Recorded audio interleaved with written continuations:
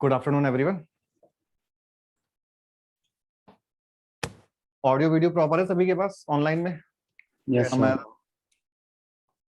अच्छा कर्णिका शिव, चलो last class में हमने सर्कल्स कंप्लीट किया था, राइट? सर्कल्स में कोई डाउट पूछना है किसी को थ्योरी वाइज?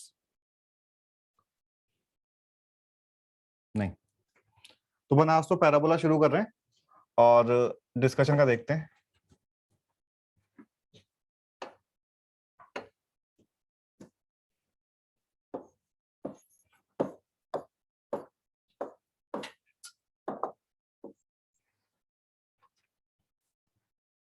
पैराबोला जो चैप्टर है ये बड़ा वैसे तो सिंपल ही चैप्टर है, बट पॉइंट इज कि हमें कई सारी चीजें यहाँ पे ध्यान रखनी है और स्ट्रेट लाइन एंड सर्कल्स का यूज आएगा। तो स्ट्रेट लाइन के जो बेसिक कंसेप्ट हैं, सर्कल्स के जो बेसिक कंसेप्ट हैं, ये अपन को यहाँ पे ध्यान रखने हैं। अगर ये बोला जाए, एक तो अभी इसी बेसिक डेफिनेशन में ही आ जाएगा यूज, क्या कि perpendicular distance of point P x1 y1 from line ax plus by plus c equals to 0। तो जो भी बता सकते हैं बताओ, ऑनलाइन या offline. Perpendicular distance ax1 plus by1 plus c over root a square plus b square.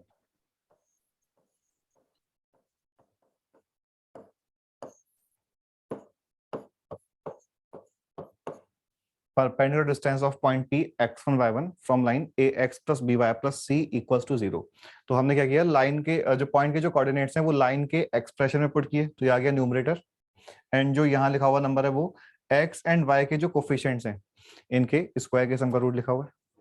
ठीक है, तो अभी ये वाला फॉर्मूला यूज में आएगा, बट ओवर द टाइम हम सर्कल्स एंड स्ट्रेट लाइन दोनों ही चैप्टर्स का यहाँ यूज करेंगे। तो एक तो जब भी टाइम मिले पहले स्ट्रेट लाइन रिवाइज कर लेना और फिर उसके बाद जब वो कंप्लीट हो जाए तो सर्कल्स रिवाइज कर लेना।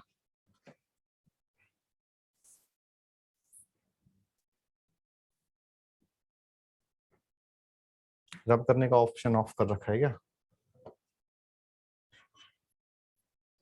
इनेबल ही है, नहीं इनेबल ही कर रखा है, पाम से भी तो रब होता है। हाँ,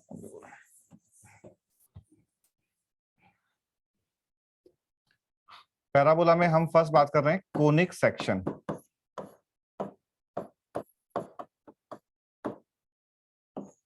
parabola is a conic section. तो पहले अपन मतलब कोनिक सेक्शन के 3 पार्ट्स हैं, पैराबोला, एलिप्स एंड हाइपरबोला। तो अपन जनरल कोनिक सेक्शन की बात करेंगे और फिर डिफरेंट डिफरेंट पार्ट्स, पैराबोला अलग, एलिप्स अलग एंड हाइपरबोला अलग बात करेंगे। पैराबोला का जो शेप होता है वो इस तरह से है, जो हमने ऑलरेडी क्वाड्रेटिक इक्वेशन चैप्टर में डिस्कस किया हुआ है, y equal to ax square plus bx plus c का जो ग्राफ होता है। Ellipse and hyperbola. तो फर्स्ट तो यहाँ पे ये आता है कि हमने कोनिक सेक्शन जो टर्म यूज किया है, तो कोनिक सेक्शन अपन क्यों बोल रहे हैं? कोनिक सेक्शन, कोन का सेक्शन करने से जो फिगर बनेगा that is called conic section. ये तुम्हें नोट नहीं करना है, बस डायग्राम में एक बार देख लो कि इस तरह से इनफाइनाइट कोन है,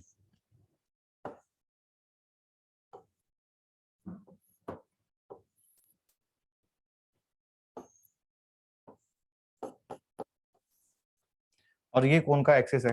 ठीक है, और ये अगर हमने एक प्लेन लिया और उस प्लेन से इस कोन को कट किया, फर्स्ट सिचुएशन लिया कि प्लेन इज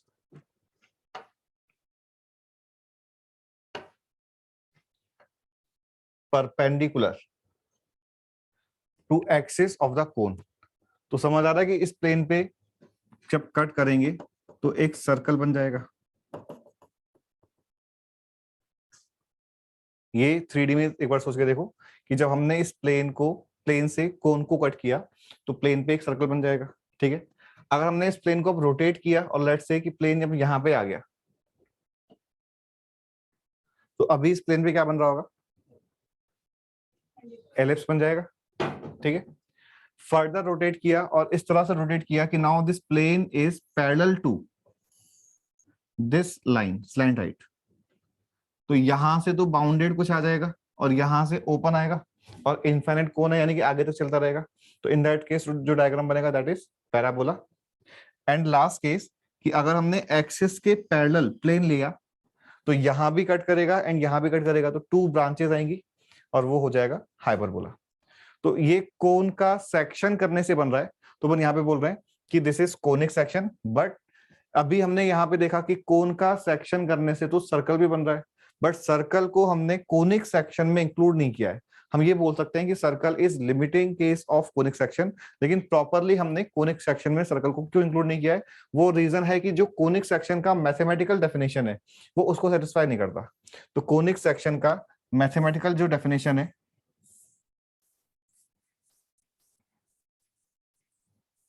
वो एक बार अपन नोट कर लेते हैं।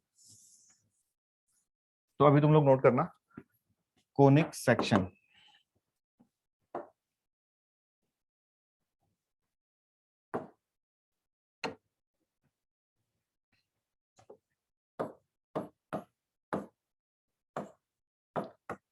locus of a point which moves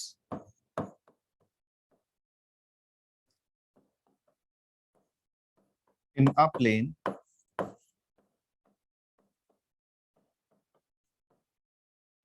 locus, कोई भी कर्व का इक्वेशन लोकस होता है। तो यहाँ पे वो जो पॉइंट है जिसका अपन को लोकस फाइंड करना है, उस पे कंडीशन क्या है कि locus of a point which moves in a plane, कि वो सबसे पहली कंडीशन तो है कि वो एक प्लेन में मूव कर रहा है।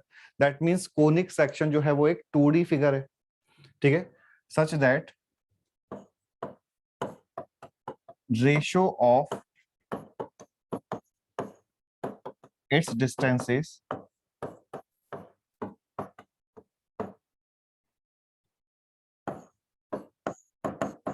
from a fixed point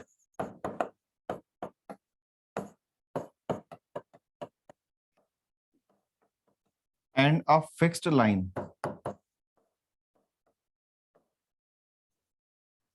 is always constant.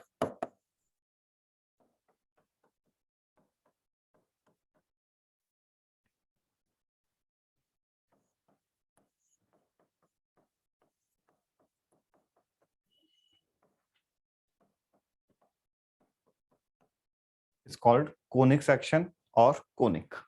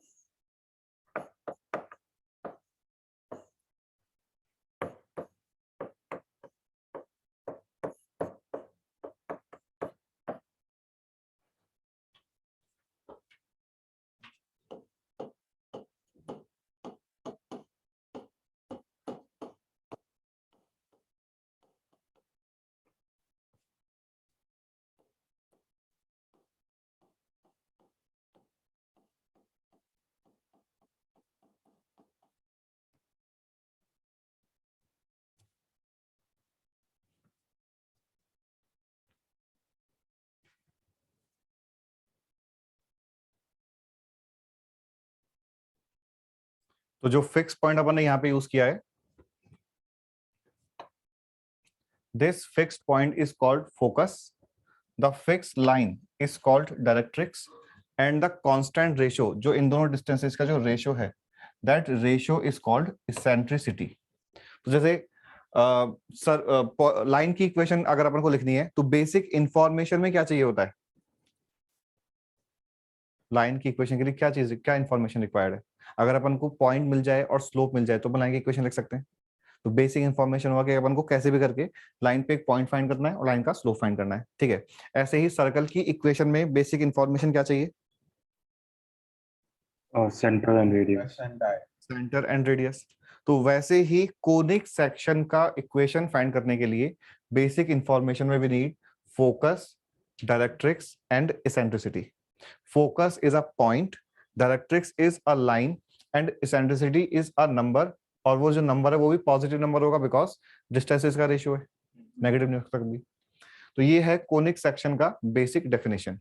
अब ये अपन डायग्राम से देखें तो हमने यहाँ पे डिस्टेंस का जो रेशियो बोला, जैसे हम जो वेरिएबल पॉइंट है इसको पी बोल देते हैं, जो फिक्स्ड पॉइंट है फोकस, इसको हम स्टैंडर्ड कैपिटल एस से नोट करते हैं।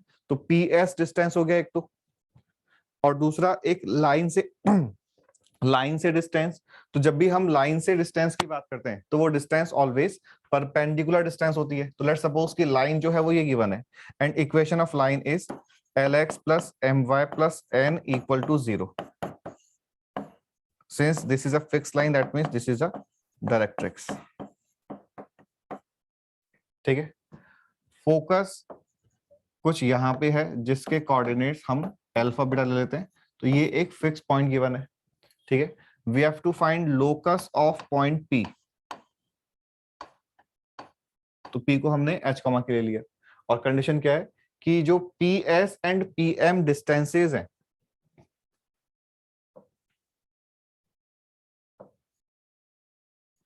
पी एम डिस्टेंस का meaning perpendicular distance of point P from the line L X plus M Y plus N equals to 0। तो स्टेटमेंट के according P S upon P M equals to E है। ठीक है, तो यहां से हमने बोला कि P S is equal to EPM. P S distance इस डायग्राम से, since we no coordinates of point P, coordinates of point S, तो P S distance is root over H minus alpha whole square plus K minus beta whole square. ठीक है, this is equal to E times P M distance, बता सकते हो तीनों में से कोई?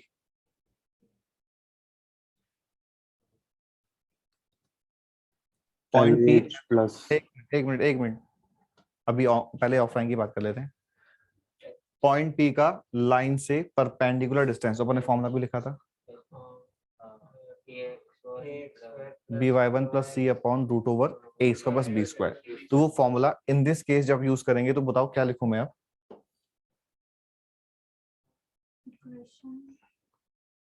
एबीसी तो लाइन से थे और x1 y1 पॉइंट के कोऑर्डिनेट्स थे, तो इन दिस केस पॉइंट क्या है? h कॉमा के, और लाइन है L X plus M Y plus N equal to 0। तो बोलो क्या लिखा जाए? L H M K plus N upon root over L square plus M square.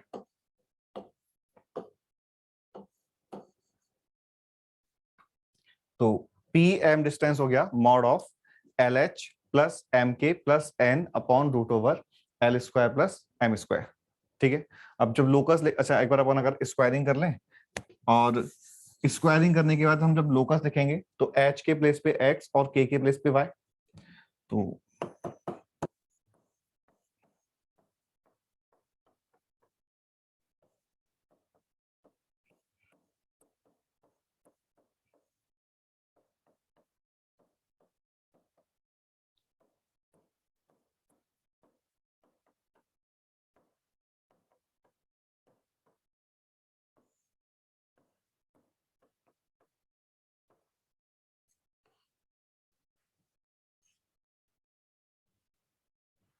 Locus ये आ गया।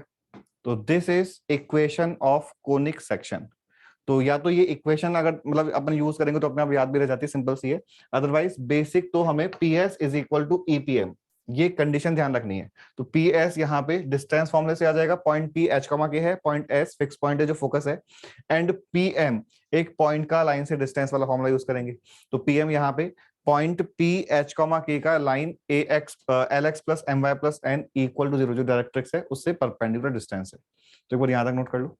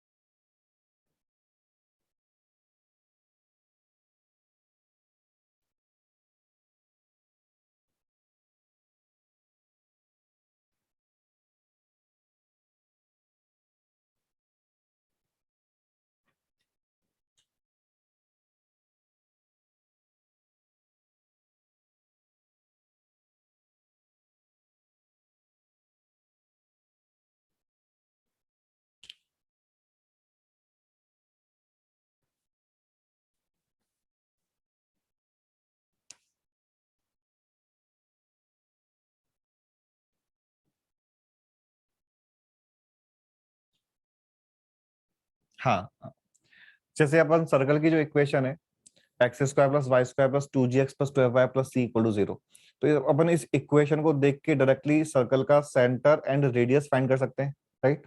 तो वैसे ही कोनिक सेक्शन का इक्वेशन देख के, अगर कोनिक सेक्शन का इक्वेशन इस फॉर्म में लिखा हुआ है तो हम फोकस के कोऑर्डिनेट्स, डायरेक्ट्रिक्स की इक्वेशन एंड एसेंट्रिसिटी का वैल्यू बता सकते हैं कि focus is alpha comma beta, directrix is line lx plus my plus n equals to 0 and value of eccentricity जो भी यहाँ पे नंबर लिखा होगा उसकी हेल्प से आ जाएगी।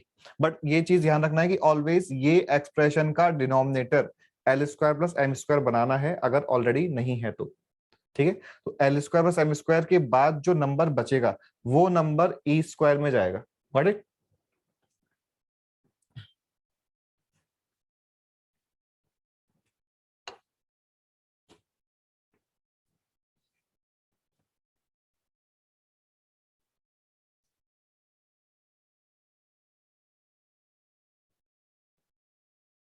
हो गया नोट।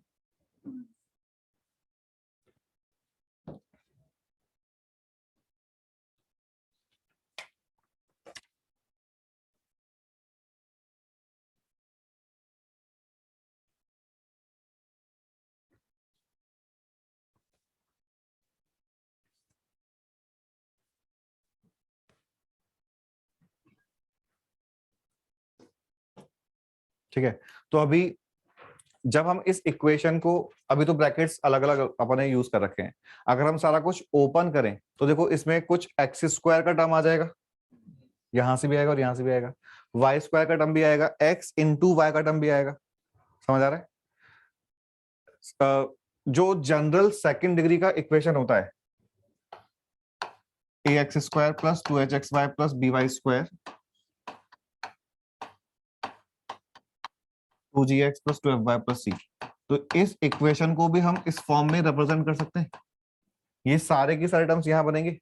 फॉर एग्जांपल हमने अगर लेट्स से कि this equation is equivalent to this equation, तो यहाँ तो coefficient of x square A है, in this case coefficient of x square बताओ क्या आ रहा है।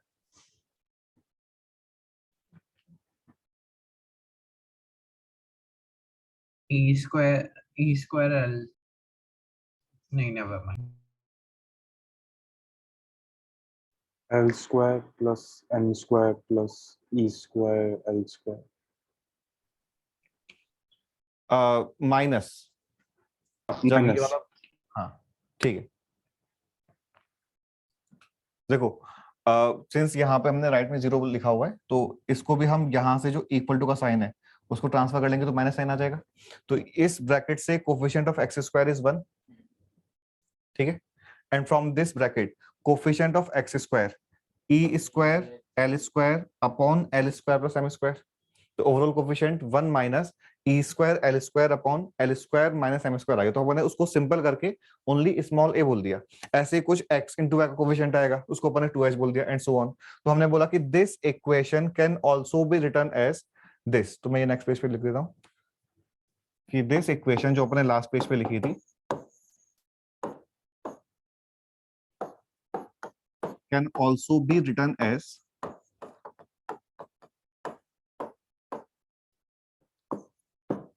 ax स्क्वायर प्लस 2hxy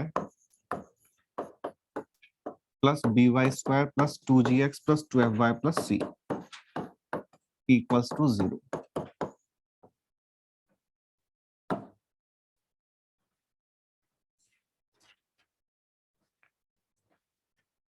ठीक है, अब ये तो एक जनरल सेकंड डिग्री की इक्वेशन हो गई, और ये जनरल सेकंड डिग्री का इक्वेशन हमने फर्स्ट टाइम डिस्कस किया था पेयर ऑफ लाइन में।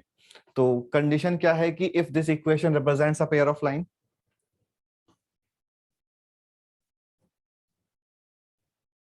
एनीवन, किस कंडीशन में this equation represents a pair of line?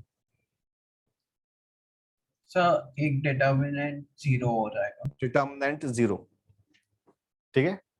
तो if determinant of this is equal to 0 then this equation represents a pair of line. And circle कब बनेगा? Circle तो बड़ा सिंपल सा है, when h is equal to 0. h equals to 0 and A और And B B is is equal equal to to B. a is equal to b. ठीक है, ऐसा लगा तुम लोगों ने पढ़ाई नहीं करी ऑनलाइन में, ऐसे काम नहीं चलेगा।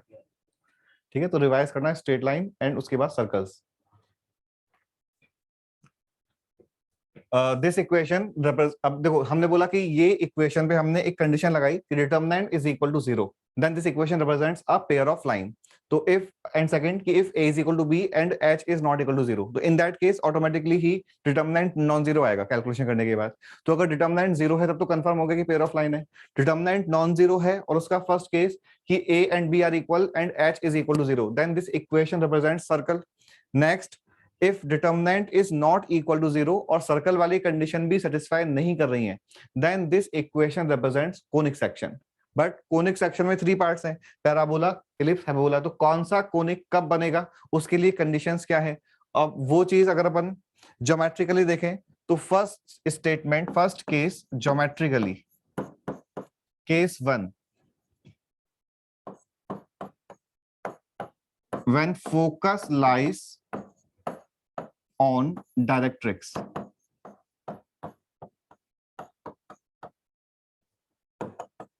ये तुम लोग हैंड पेन नोट भी करते जाओ। तो case 1, when focus lies on directrix, हाँ तो आपने एक्सेंट्रिसिटी को एलिमिनेट कैसे किया, ये अभी जो आपने बोर्ड पे इक्वेशन लिखा है उसमें? नहीं, तो जैसे हमने बोला कि 1 minus e square l square upon l square plus M square, ये कोफिशिएंट ऑफ एक्स स्क्वायर है, तो इसको हमने ए बोल दिया। अच्छा, ई तो है yes. ही, ए में इम्प्लिसिट है।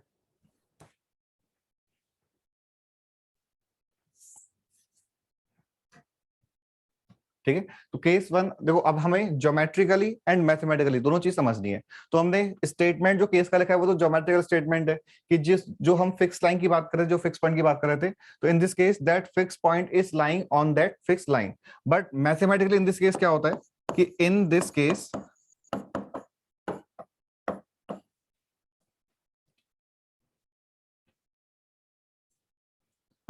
केस जो डिटर्मिनेंट है मैथमेटिकली, डिटर्मिनेंट की एंट्रीज पता है कौन सा नंबर कहां पे आता है।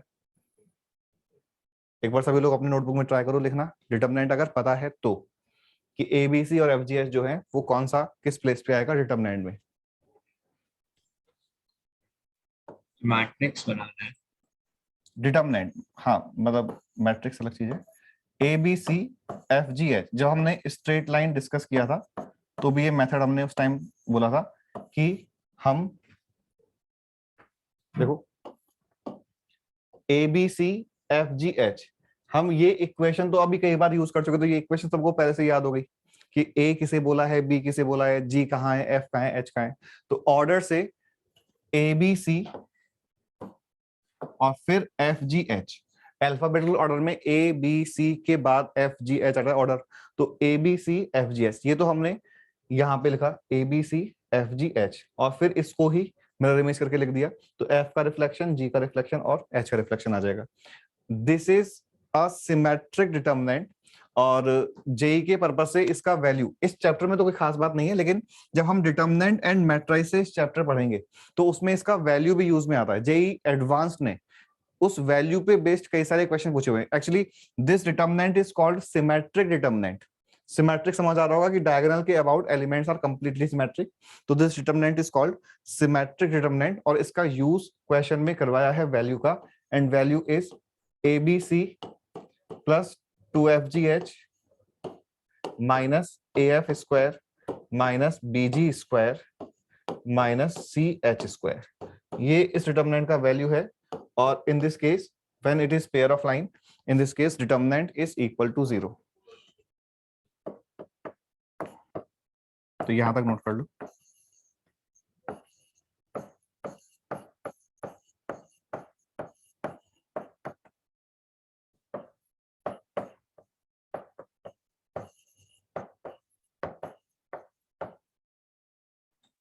सर ये मुझको समझा नहीं, यहाँ पे डिटर्मिनेंट क्या रिप्रेजेंट कर रहे हैं, like equation of parabola represent कर रहे हैं?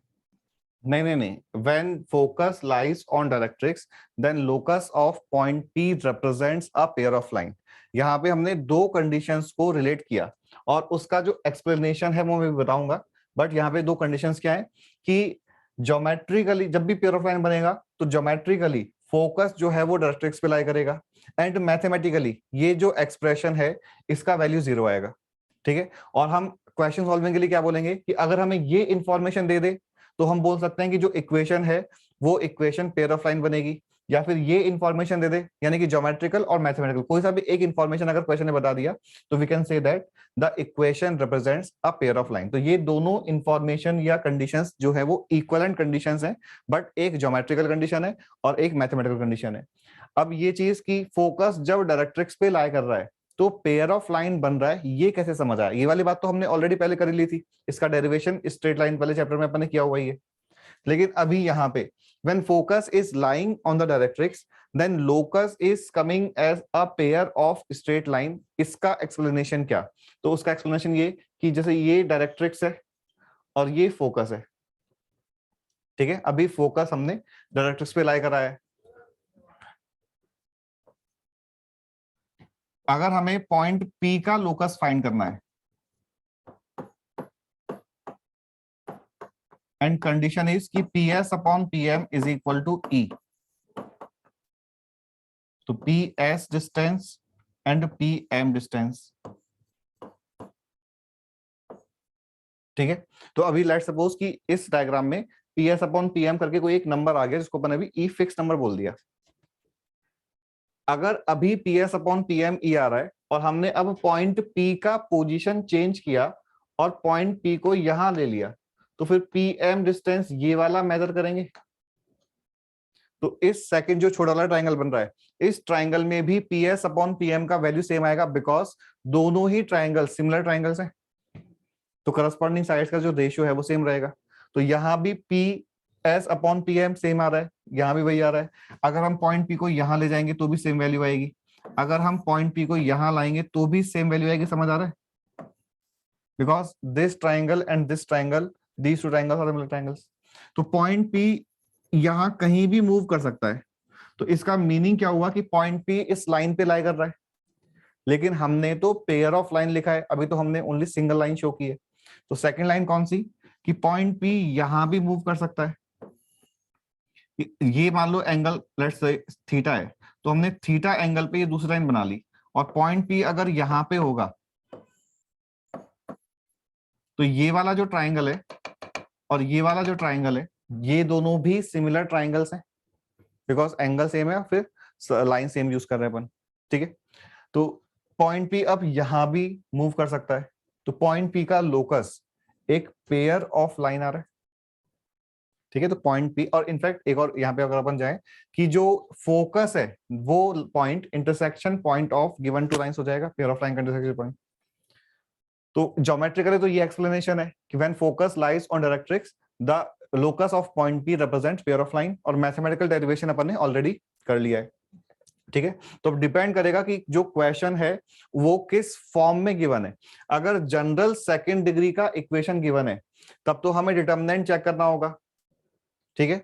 लेकिन अगर इस वाले फॉर्म में इक्वेशन गिवन है तो फिर यहां से फोकस समझ आ जाएगा, अल्फा बीटा लाइन समझ आ जाएगी, तो हम फोकस को इस लाइन पे पुट करके चेक कर लेंगे weather this point is satisfying this line और not.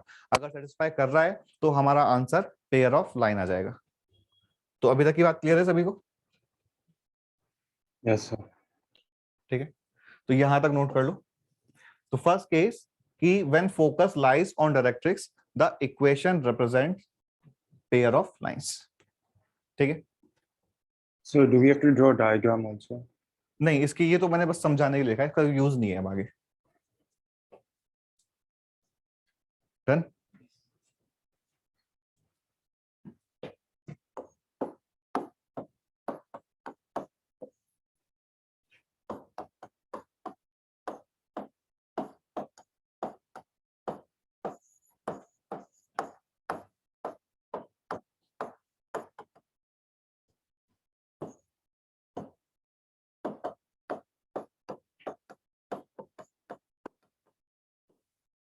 When focus does not lie on directrix. So case 1 में वो parabola नहीं था, right? Pardon? केस 1 में वो पैराबोला नहीं था, राइट? केस में पेयर ऑफ लाइन है. हाँ, यस.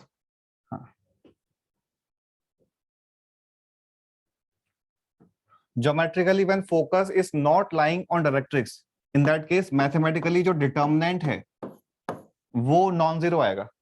ठीक है, डिटर्मिनेंट जीरो यानी कि पेयर ऑफ लाइन, तो डिटर्मिनेंट नॉन जीरो, तो in this case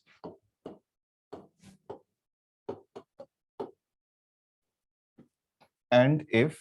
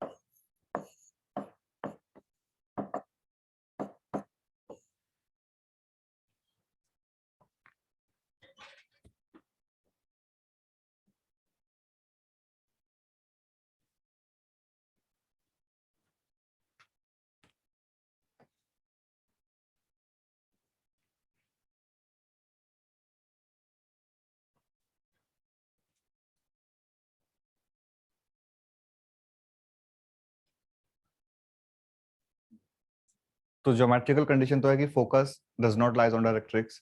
mathematical condition है कि D is not equal to zero. तो अगर डी नॉन जीरो है तो हम फिर देखेंगे कि सर्कल तो वैसे ही चेक हो जाएगा कि ए और बी इक्वल हैं और एच इक्वल टू जीरो, तो समझ आ गया सर्कल है. ठीक है, अगर सर्कल नहीं है तो फिर उसके बाद हम H square minus A B का साइन चेक करेंगे. तो if H square minus A B is equal to zero, तो इसका मीनिंग है कि value of eccentricity is equal to 1. क्यों है मैं बताऊंगा, बट जो कर्व जिसका इसेंट्रिसिटी इज इक्वल टू 1 है उस कर्व को हमने बोला है पैराबोला.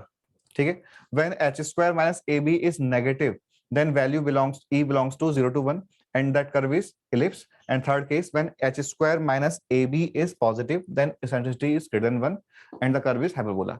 तो अब इन दोनों में रिलेशन कहां से आया कि हमने जो अभी ये इक्वेशंस लिखी थी, ये तो कोनिक सेक्शन का बेसिक डेफिनेशन है. तो यहाँ पे तो coefficient in terms of alpha beta L M N और ई आएगा. ठीक है, और ये कोनिक सेक्शन का जनरल डेफिनेशन है और ये वाले coefficient A B C F G S लिखे हुए हैं. जब दोनों के कोफिशिएंट्स को कंपेयर करेंगे और फिर h square minus A B का वैल्यू फाइंड करेंगे, तो यहां से तो H square minus A b in terms of h a b आ रहा है और लास्ट इक्वेशन से h square minus A B का जो वैल्यू है वो in terms of l M n e वगैरह आ जाएगा.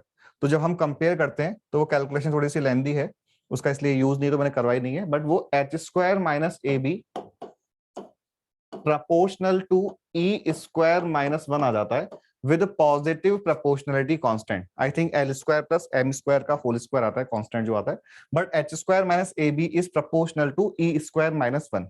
तो एच स्क्वायर माइनस ए बी अगर इक्वल टू 0 हुआ that means E square minus 1 is equal to 0.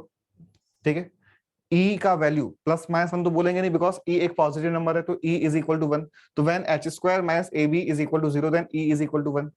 When it is negative also negative, e square minus 1 less than 0 को solve करेंगे तो e का वैल्यू माइनस 1 to 1 आएगा. समझ आ रहा है, e square minus 1 less than 0. Sir compare करने में आपने इक्वेट किया ना, तो फिर लाइक प्रोपोर्शनैलिटी का साइन कहां से आ गया? अरे मतलब इक्वेट करोगे तो फिर मैं ये तो बोला अभी कि प्रॉपरली ऐसे कुछ आता है. अब मुझे ये कंफर्म नहीं है कि ये न्यूमरेटर में आता है या इसके मल्टीप्लिकेशन में आता है, मुझे ध्यान नहीं है, बट ऐसा कुछ नंबर है. तो ये है प्रोपोर्शनलिटी कांस्टेंट जो in terms of l and m आ रहा है और व्हिच इज ऑलवेज पॉजिटिव. ठीक है, Yes. तो when H square minus A B is negative e square minus 1 is negative, that is e belongs to -1 to 1, but since e is a positive number, therefore e belongs to 0 to 1. And last case, when h square minus ab is positive, then e is greater than 1. और eccentricity की values के according हमने curve को define कर रखा है कि when e is equal to 1, the curve is called parabola, e belongs to 0 to 1, then it is called ellipse, and third case hyperbola. ठीक है, तो अभी तक अपन ने ये जो सेकंड डिग्री इक्वेशन है इसमें पेयर ऑफ लाइन की बात कर ली और पैराबोला, इलिप्स एंड हाइपरबोला की बात कर ली।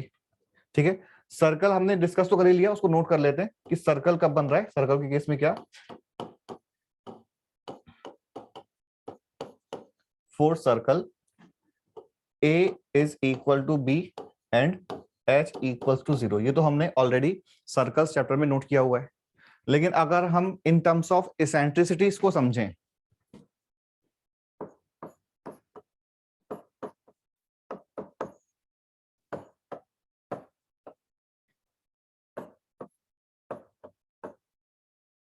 कि circle is limiting case of conic section. हमने बोला कि कोनिक सेक्शन में जो इसेंट्रिसिटी है वो ऑलवेज पॉजिटिव होनी चाहिए, ई ग्रेटर देन 0 होना चाहिए। बट अगर अपन ने लिमिटिंग केस ले लिया कि ई इज इक्वल टू 0, तो जो कर्व बनेगा वो सर्कल बन जाएगा। और अब ये समझ में आ गया होगा कि हमने सर्कल को कोनिक सेक्शन में इंक्लूड क्यों नहीं किया, बिकॉज एक्चुअल में ई 0 हो नहीं सकता, बिकॉज वो टू डिस्टेंसेस का रेशियो है। बट अगर अपन को इसको 0 करना है तो पॉसिबिलिटीज क्या क्या है, कब 0 हो सकता है, PS upon PM, either PS is equal to 0 और PM अप्रोचिंग टू इंफिनिटी। ये दो केसेस हैं, सभी को समझ आ रहा है कि PS अपॉन PM को 0 करने के लिए या तो हम न्यूमरेटर को 0 कर दें या फिर जो डिनोमिनेटर है उसका वैल्यू इंफिनिटी बना दे।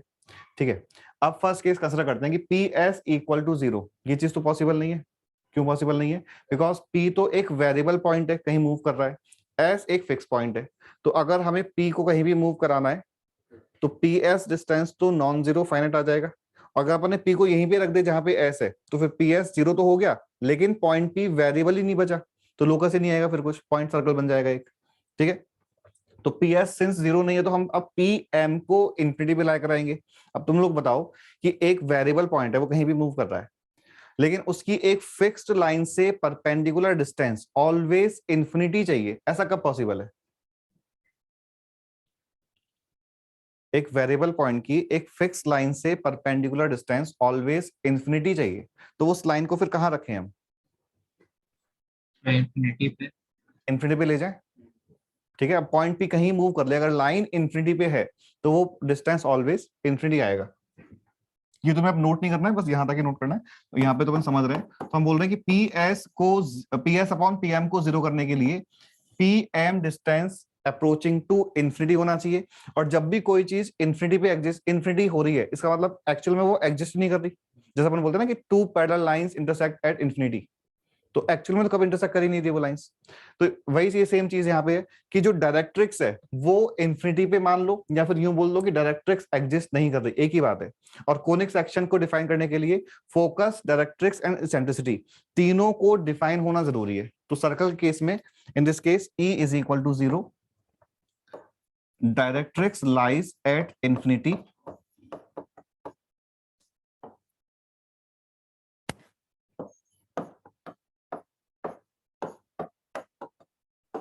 तो वहाँ पे L और M क्या है? क्या? L और M क्या है?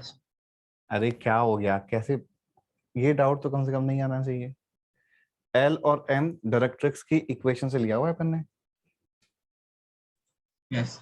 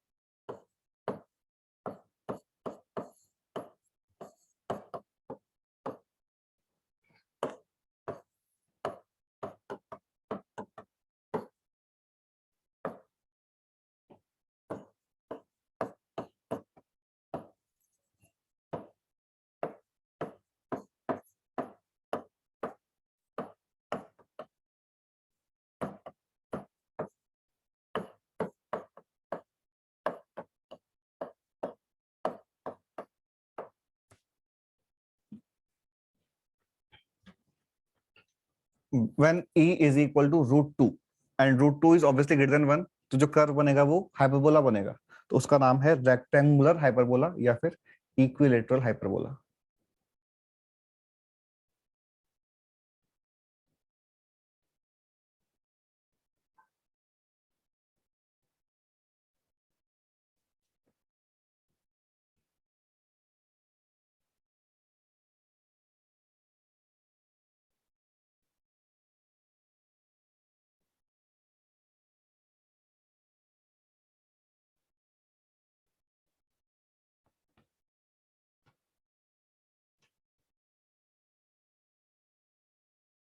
तो ये कोनिक सेक्शन का थ्योरी है। तो अब जैसे अपन को, हम अगर क्वेश्चन की बात करें,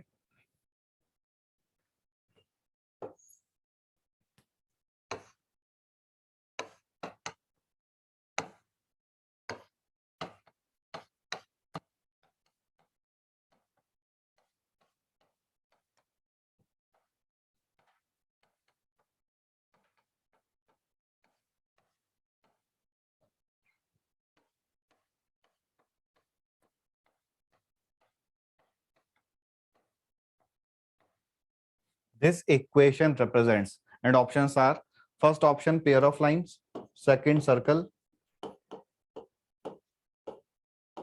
POSL pair of straight line, circle, parabola,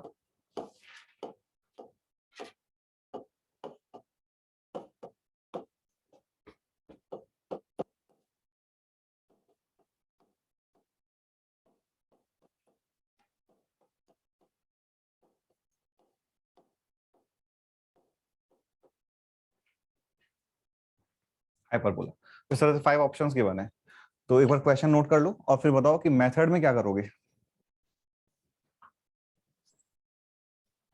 So expand ऐसे करेंगे। जनरल फॉर्म में कन्वर्ट करेंगे एंड मतलब e के वैल्यू मतलब वो cases by cases properties check करेंगे इक्वेशन के। नहीं, जैसे तुमने बोला कि जनरल फॉर्म में, यानी कि सारा कुछ ओपन किया, सिंपलीफाई किया और जनरल Yes, फॉर्म में sir. कन्वर्ट किया, उसके बाद फिर डिटर्मिनेंट चेक करना होगा। Yes sir. डिटर्मिनेंट चेक करना काफी लेंथी होता है, बट अपन ने फिर डिटर्मिनेंट चेक किया और फिर डिटर्मिनेंट भी बाय चांस अगर नॉन जीरो आ गया तो उसके बाद हम h² माइनस ab का साइन चेक करेंगे, राइट। Yes sir. ये मेथड तो बिल्कुल करेक्ट है, लेकिन काफी लेंथी है। बट यहाँ पे सेकंड मेथड जो सिंपल है वो है क्या, कि अभी क्वेश्चन ने जो इक्वेशन दिया है, ये इक्वेशन जो कोनिक सेक्शन का हमने इक्वेशन लिखा था उसी फॉर्म में गिवन है, इस वाले फॉर्म में गिवन है वो इक्वेशन। लेफ्ट साइड में x minus alpha whole square plus y minus beta whole square. In this case, focus is alpha comma beta and directrix is line lx plus my plus n equals to 0. तो जो मैंने question लिखा है, in this case focus कितना हो गया 2,3 2,3।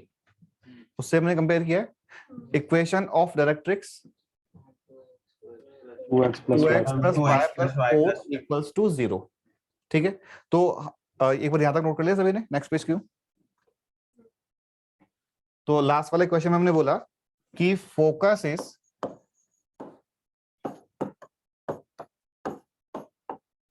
Two comma 3 and directrix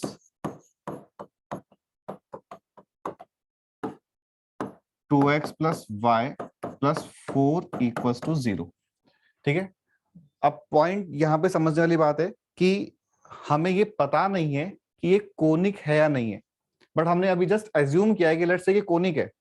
conic assume करेंगे तो ही तो हम फोकस एंड डायरेक्ट्रिक्स की बात करेंगे, पेयर ऑफ लाइन में तो कुछ होता ही नहीं है ये।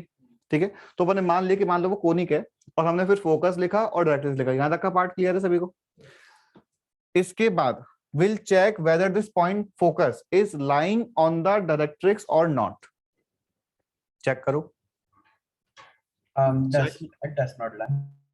Not lying. अगर फोकस जो हमने अभी केस का हेडिंग भी लिया था, कहां लिया था अपन ने, यही है। तो हमने कहा था कि सेकंड केस कि if focus is not lying on the directrix, और फिर इस कंडीशन के अकॉर्डिंग कोनिक सेक्शन हो जाएगा। और if focus is lying on the directrix then answer pair of line हो जाएगा।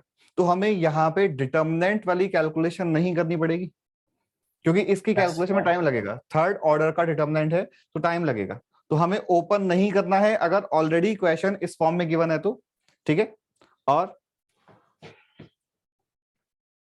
हमने बोला कि इन this case now focus is not lying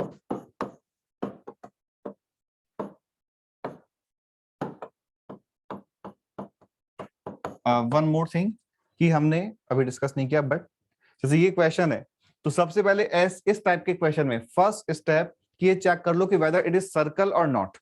तो बिना पेन चले बता सकते हैं सर्कल है कि नहीं है? सर्कल नहीं है बिकॉज E का x वैल्यू इंटू वाई का टर्म आ रहा है।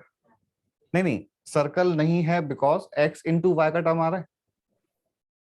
Got it? x square और y square का coefficient in this particular case X square and Y square coefficients भी इक्वल नहीं है, बट मान लो यहाँ पे x प्लस वाई प्लस 4 होता तो कोफिशिएंट्स तो इक्वल आ सकते हैं, लेकिन x इंटू वाई का टर्म ऑलवेज आएगा जब इस टाइप में इक्वेशन लिखी होगी तो ये सर्कल तो कंफर्म नहीं है, ठीक है। फिर हमने कहा कि पेयर ऑफ लाइन है या कोनिक है, ये चेक करने के लिए हमने ये वाले स्टेप्स किए हैं कि हमने फोकस लिखा, डायरेक्ट्रिक्स लिखा और चेक किया कि this point is lying on this line और not. In this case line नहीं कर रहा तो पेयर ऑफ लाइन वाला ऑप्शन भी रिजेक्ट हो गया। अब बचा कि पैराबोला है, एलिप्स है या हाइपरबोला है। तो वो जो इक्वेशन लिखा था मैं यहाँ पे वापस लिख रहा हूँ कि x minus 2 whole square plus y minus 3 whole square equals to 2x plus Y plus 4 whole square. तो अब तुम लोग बता सकते हो कि इसके इसेंट्रिसिटी का वैल्यू क्या है? √5। √5 इंपॉर्टेंट है यहाँ पे कि जो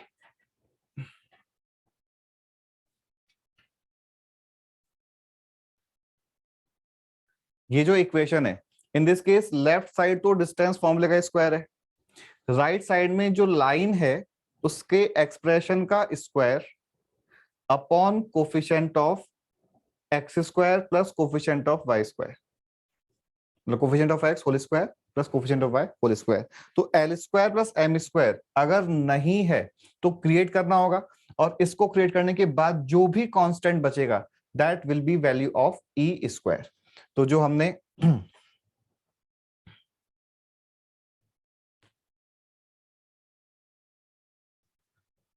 इन this case L is 2, M is 1, तो हमें 4 + 1 दैट इज 5 से डिवाइड और मल्टीप्लाई करना होगा।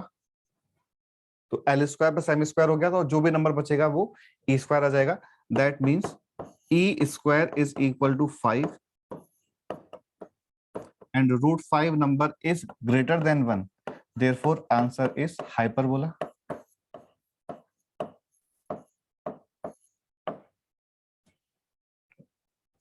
तो ये इस टाइप के क्वेश्चन का कंप्लीट सॉल्यूशन है। तो फर्स्ट हमने फोकस लिखा, डायरेक्ट्रिक्स लिखा, फिर चेक किया कि फोकस डायरेक्ट्रिक्स पे लाई कर रहा है कि नहीं कर रहा, नहीं कर रहा तो फिर हमने एसेंट्रिसिटी का वैल्यू फाइंड किया, और L square plus M square हमें उसका ध्यान रखना है कि जो राइट साइड है उसका जो डिनोमिनेटर है वो L square plus M square होना चाहिए।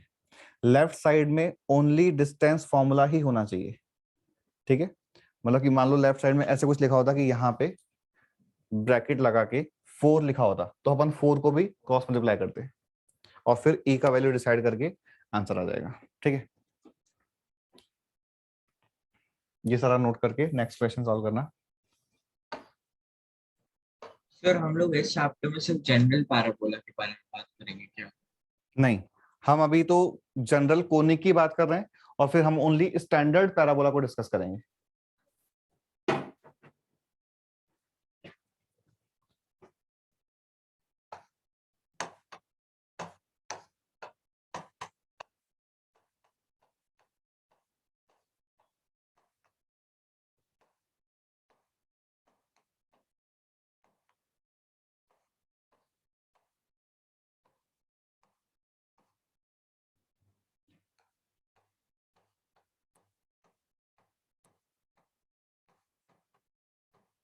सेम ऑप्शन जो लास्ट क्वेश्चन में थे।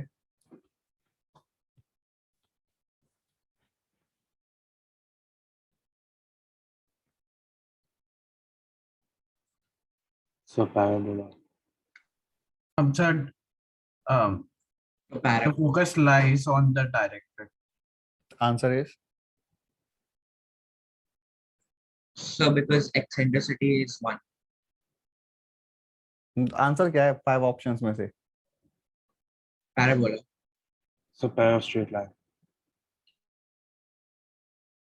तो पैर ऑफ स्ट्रेट लाइन के लिए पहले डिटरमिनेंट कैलकुलेट करना होगा। नहीं नहीं नहीं, अरे अभी यही तो डिस्कस किया हमने कि if question is given in this format, तो जैसे लास्ट में हमने ओनली ये चेक किया। ओके, तो उससे डायरेक्टली हम लोग कर सकते हैं। बिल्कुल, डिटरमिनेंट का कैलकुलेशन का रिक्वायरमेंट नहीं है। ठीक है, तो अच्छा पैर ऑफ लाइन ये तो सबको समझ आ रहा है इक्वेशन को देखे कि सर्कल तो नहीं है, पक्की बात, राइट? तो पेयर ऑफ लाइन है या कोनिक है, ये चेक करने के लिए first will write coordinates of focus and equation of directrix. Focus is 3, -4 and directrix is 2x plus y minus 2 equals to 0। Clear है सभी को? चेक किया तो ये वाला पॉइंट देखो इस Satisfy लाइन को करता है। सेटिस्फाई कर रहा है। तो directly pair of straight line.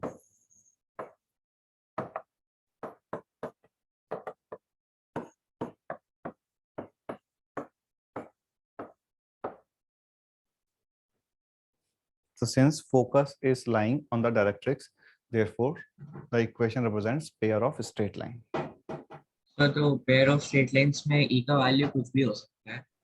हाँ, अगर हम डिटेल में जाएं तो E का वैल्यू भी अभी अपन यूज, चलो मैं बताता हूँ अभी। तो यहां तक का बात क्लियर है? ठीक है,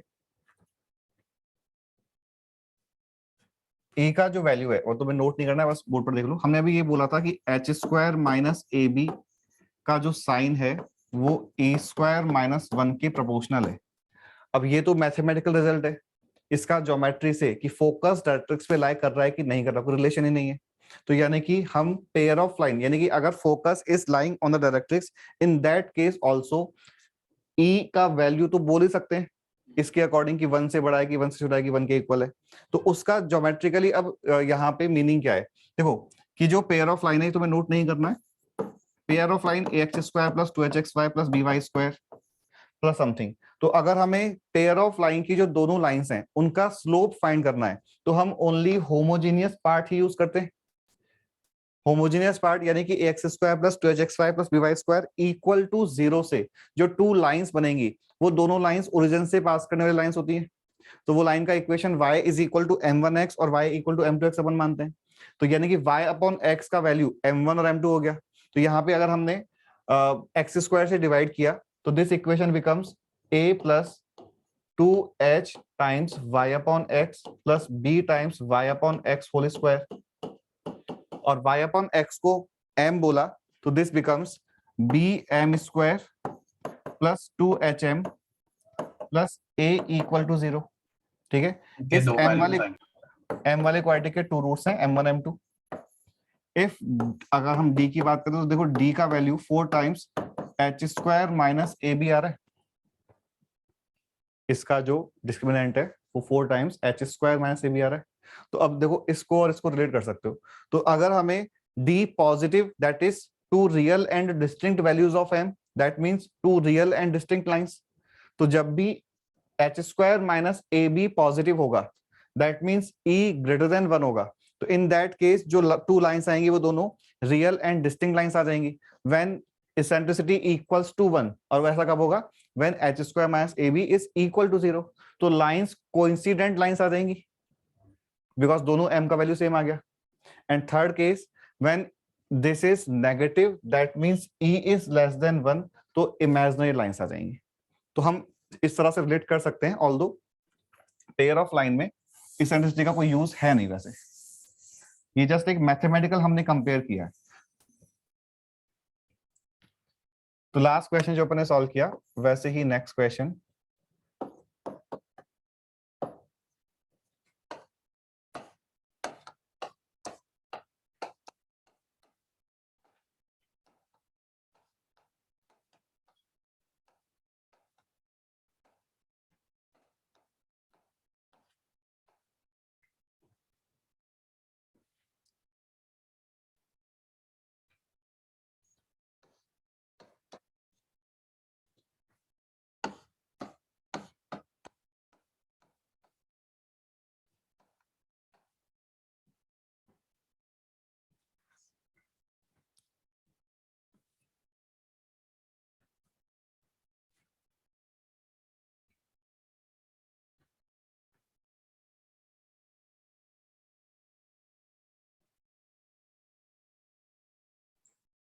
So pair Hmm.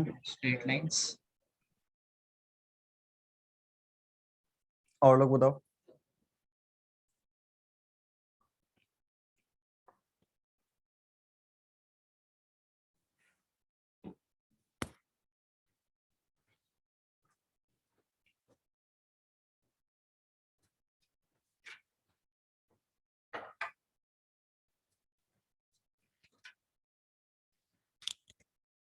और किसी का आंसर आया?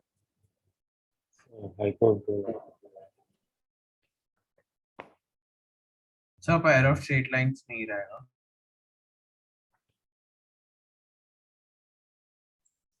So अगर फोकस डायरेक्ट्रिक्स पे है, तो लाइक हम लोग डायरेक्टली बोल सकते हैं ना। If focus is lying on directrix तो फिर आगे कुछ चेक करने की रिक्वायरमेंट नहीं है, पेयर ऑफ लाइन आ जाएगा। बट तो इन दिस एलिप्स रहेगा। अच्छा, लेकिन यहाँ पे एक्स स्क्वायर और एक मिनट, x एलिप्स किसका आंसर आया? सर मुझे तुम्हारा किसी का आंसर आया? देखो इस इन दिस केस एक कॉमन मिस्टेक तुमने भी की है कि फोकस इज नॉट 0.1,3। यहाँ पे हमने बोला था कि जो कोनिक सेक्शन का बेसिक डेफिनेशन है वो P S whole square is equal to E square P M square, यानी कि लेफ्ट साइड में डिस्टेंस फॉर्मूला बनना चाहिए। और डिस्टेंस कौन से पॉइंट के बीच में? एक तो वेरिएबल पॉइंट है जो एक्स कॉमा वाई है, और दूसरा कोई एक कांस्टेंट पॉइंट है, फिक्स पॉइंट है। तो एक्स वाई का किसी भी पॉइंट से डिस्टेंस फाइंड करोगे तो coefficient of X and coefficient of Y within bracket must be 1। ठीक है, अभी तो 2 है तो इस 2 को पहले हटाना पड़ेगा। तो हमने 2 को कॉमन लिया दोनों ब्रैकेट से, तो 4 बाहर आ जाएगा और ब्रैकेट में x minus half whole square plus y minus 3/2 whole square. वहां पे 20 हो जाएगा। हाँ, तो लेफ्ट साइड में coefficient of x and y को 1 बनाया। तो अभी इक्वेशन ये है, that means focus is half comma 3/2 and directrix is 4x + y - 7 = 0। तो डिनोमिनेटर में 17 होना चाहिए। तो अब बताओ क्वेश्चन का आंसर क्या है?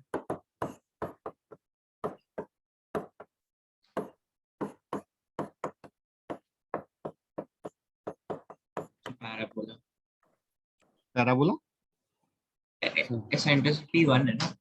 नहीं, 1 नहीं है। 17/20 रहेगा, तो एलिप्स। एलिप्स हो जाएगा। Correct answer is ellipse. तो 1 कैसे नहीं है? Because in this case L square plus M square का वैल्यू 20 नहीं आ रहा, 17 आ रहा है। तो हम क्या करेंगे, ये जो इक्वेशन है पहले तो हमने चेक किया कि फोकस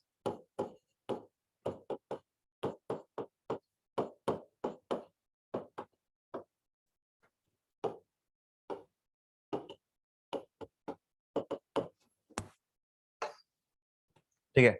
इसके बाद हमने जो कर्व गिवन है उसका equation x minus half whole square plus y minus 3/2 whole square equals to 4x plus y minus 7 whole square, and in this case L square plus M square is 17।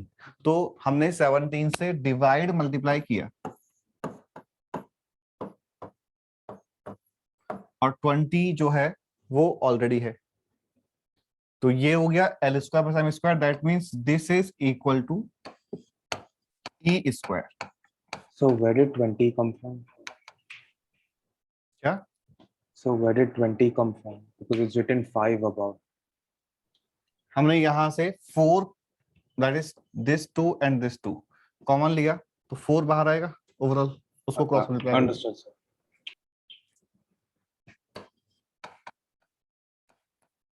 And 17/20 number is less than 1, therefore answer is ellipse.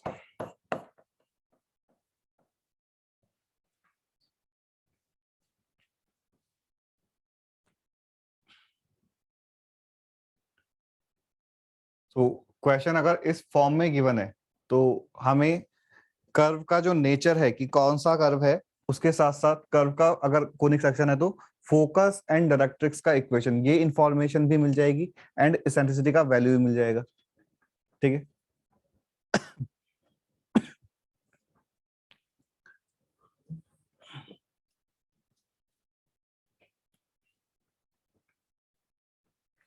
तो यहाँ तक सभी लोग note कर लो।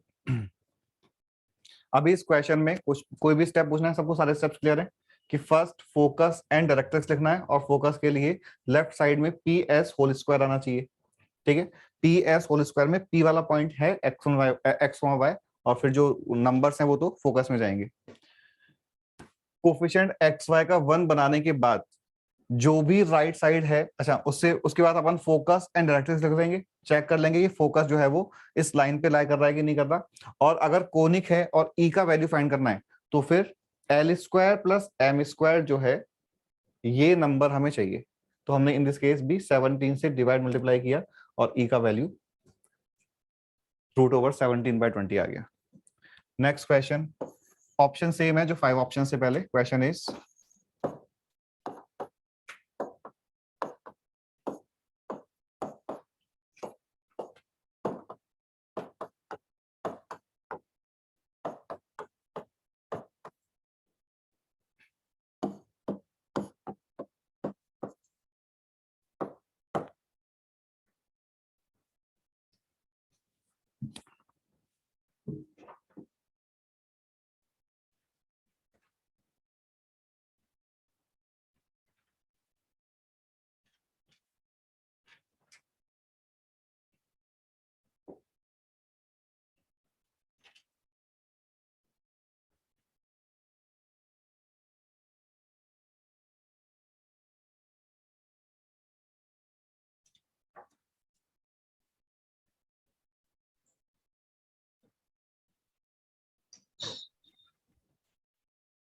Circle right. Circle. तो लोगों का answer circle आया, और लोग बताओ।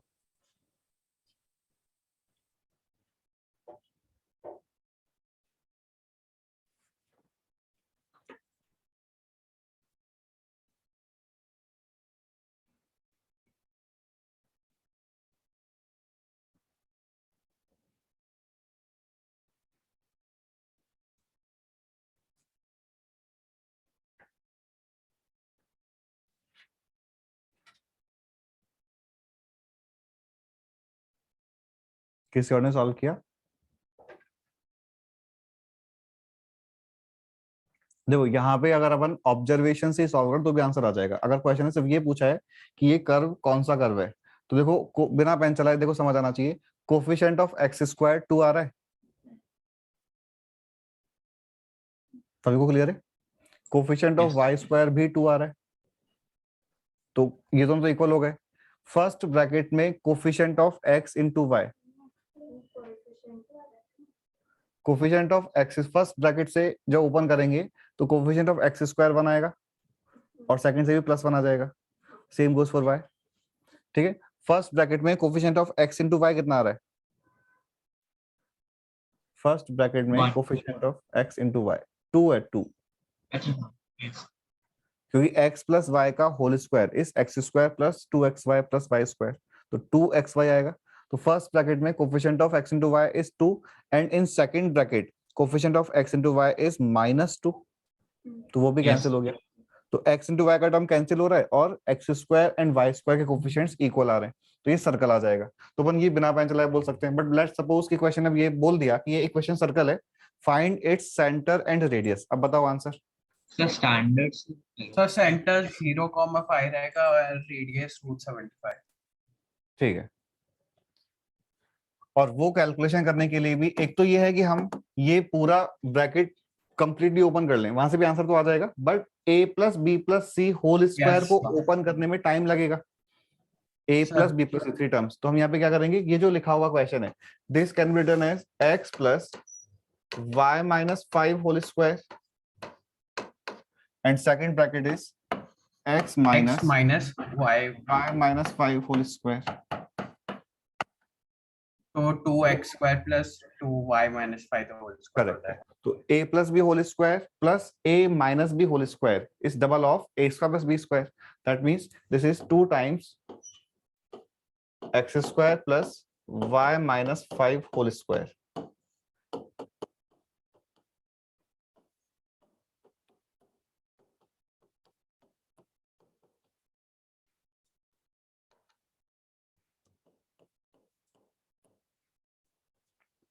Centre is 0,5 and radius is √75।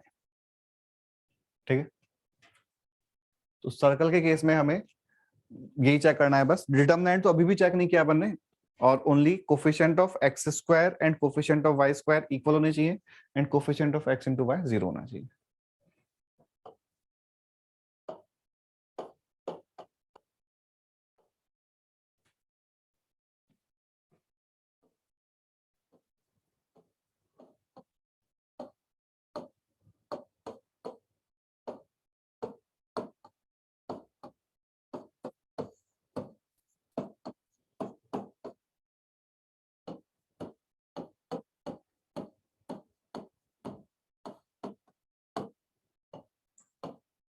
So x square plus y square is equal to ये minus 2xy plus x square x plus y the whole square होता है ना, तो मतलब ये अपने आप पे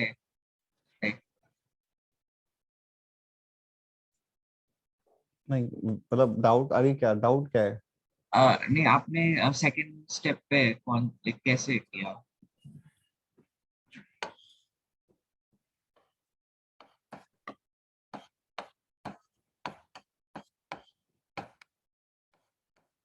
जब तुम इन दोनों ब्रैकेट्स को ओपन करोगे तो सॉल्व करने के बाद, सिंप्लीफाई करने के बाद, सिंपलीफाई यस।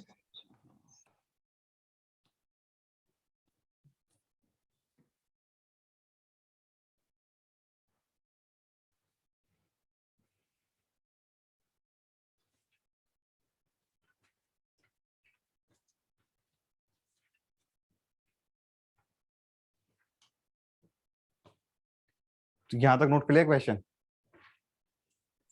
तो सर्कल तो नहीं है, तो फर्स्ट थिंग यही है कि ये सर्कल तो नहीं है, ठीक है। अब पैराबोला मतलब कोनिक है या पेयर ऑफ लाइन है, उसके लिए जो इससे पहले वाले क्वेश्चंस थे, इन क्वेश्चंस का जो फॉर्म है इक्वेशन का, ये बड़ा सिंपल सा फॉर्म है कि हमने डायरेक्टली बता दिया कि फोकस क्या है, डायरेक्ट्रिक्स क्या है, और फिर ये चेक करके बोल दिया कि लाइन है कि कोनिक है, ठीक है। बट इन दिस केस ये वाले क्वेश्चंस ऑलवेज लेंथी जाएंगे, बिकॉज इन दिस केस हमें डिटर्मिनेंट सॉल्व करना पड़ेगा। तो तुम लोग लिखो डिटर्मिनेंट की एंट्रीज, देखो कौन सा नंबर कहां पे आएगा। डिटर्मिनेंट 0 आ गया तो pair of line, non zero आ गया तो कोनिक। तो नंबर्स लिखो।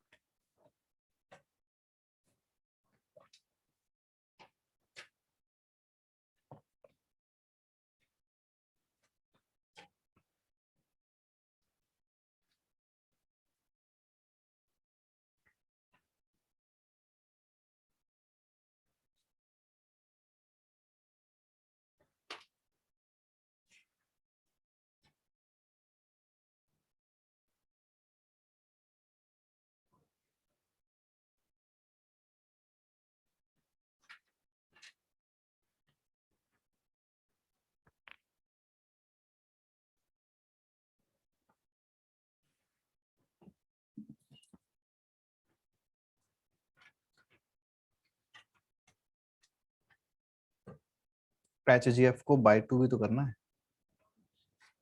तुमने उसको तो कर दिया, नहीं तुमने गलत लिखा है। एक बार देखना, एक बार सारे लोग बोर्ड पर देखो, जिससे कि अपन एग्जाम में मिस्टेक ना करें कि इस टाइप के एक्सप्रेशन से डायरेक्टली रिलेटिवली कम टाइम लगा के एंट्रीज कैसे लिखनी है डिटर्मिनेंट की। तो हमने कहा कि ABC and ABC are coefficients of x square y square and constant. तो ABC, तो ये तो सभी लोग सही लिखते हैं, तो 2 4 एंड -7 सबने लिख लिया। ABC के बाद FGH आता है, तो कई बार ये कंफ्यूजन होगा कि F कौन सा है, G कौन सा है, H कौन सा है। तो उसके लिए मैं ऐसे ध्यान रख लूं कि ABC लिखने के लिए अपन इस डायरेक्शन में गए, पहले A आया, फिर B आया, फिर C आया, ठीक है। FGH के लिए रिवर्स आ जाओ, और जो भी अनयूज्ड नंबर्स हैं उनको लिखते जाओ FGH। तो first unused number reverse direction में is 6, second is -5 and third is -3, और डायरेक्शन भी ये था ABC FGH। तो ABC फिर रिवर्स डायरेक्शन में जो नंबर्स आ रहे हैं वो एफ जी और एच आ जाएंगे, और एफ जी एच लिखने के बाद इनको बाई टू कर दो, तो एफ जी एच में यहाँ पे बाई टू,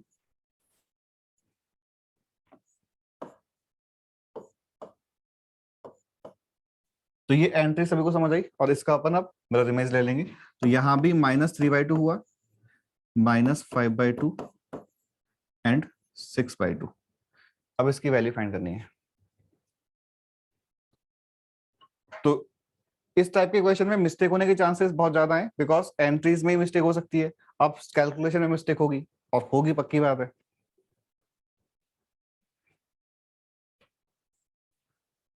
किसी ने अगर वैल्यू, ऑल्दो इस क्वेश्चन में एग्जैक्ट वैल्यू रिक्वायर्ड नहीं है, बट सभी लोग इसका प्रॉपर कैलकुलेशन करो, कैलकुलेशन की प्रैक्टिस हो जाएगी, और जिसका आंसर आ जाए डिटरमिनेंट का बताना क्या आ रहा है। एग्जाम के पॉइंट से कैलकुलेशन की प्रैक्टिस भी बहुत इंपॉर्टेंट है। मोस्ट ऑफ द केसेस में जो मार्क्स जो है वो कैलकुलेशन मिस्टेक से डिडक्ट होते हैं।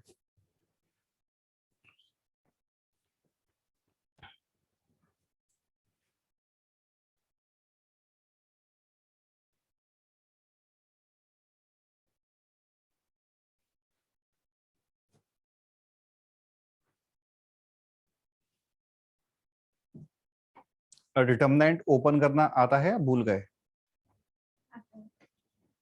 ऑनलाइन में कितने लोगों को आता है डिटरमिनेंट ओपन करना? यस सर, आता है। यानी कि एक ने बुलाया तो आई थिंक एक को ही आता है बस। शिव तुम्हें ध्यान नहीं है?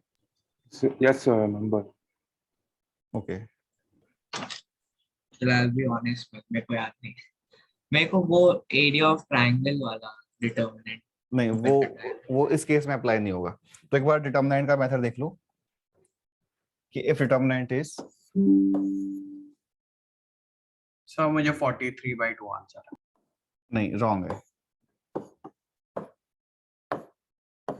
तो यही तो पॉइंट है कि यहाँ पे कैलकुलेशन मिस्टेक होने के चांसेस बहुत ज्यादा है। तो सब लोग प्रॉपर्ली एक बार कैलकुलेशन देखना, और जिनको थोड़ा बहुत डाउट है कि डिटरमिनेंट ओपन कैसे करते हैं, एक बार बोर्ड पर देखो कि A B C P Q R X Y Z, इस तरह से अगर एंट्रीज हैं, तो जो फर्स्ट रो की एंट्रीज हैं उनको हमने ऑल्टरनेट पॉजिटिव नेगेटिव पॉजिटिव इस साइन से लिखा। तो ए into sum determinant minus B into sum determinant plus सी इंटू सम डिटरमिनेंट। ठीक है, तो ए माइनस बी प्लस सी, जबकि यहाँ पे ए बी सी था, तो जो भी बी होगा अपन को एक एक्स्ट्रा नेगेटिव लगाना है। A since a is in first row and first column, तो first row and first column को हटाने के बाद जो एंट्रीज बचेंगी उनको लिख दो, और ऑर्डर जो है वो सेम रखना है। तो first row and first columns को हमने रिमूव किया, तो ये समझ आया। बी जो है वो first row and second column में है, इनको यानी कि इसको हटा दो और इसको हटा दो, तो बोलो क्या लिखे? P R X Z. ठीक है,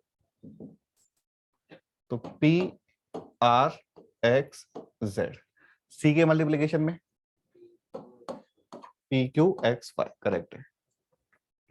और अब सेकंड ऑर्डर का ट्रीटमेंट अपन ओपन कर ही लेंगे कि this is A times Q Z minus Y R, B times P Z minus X R, P Y minus Q X. ठीक है, करो कैलकुलेशन।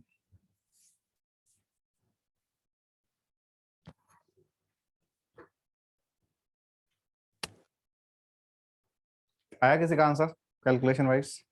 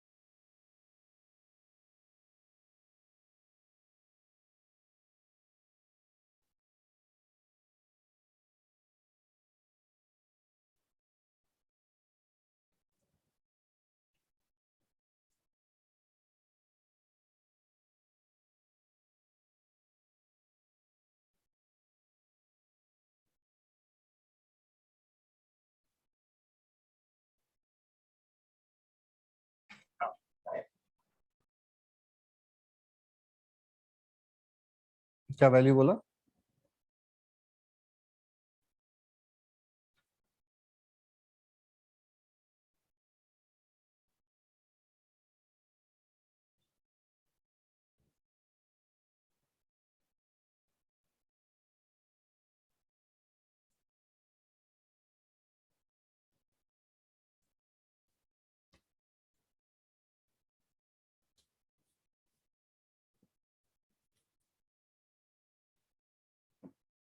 काफी टाइम लिया तुमने भी।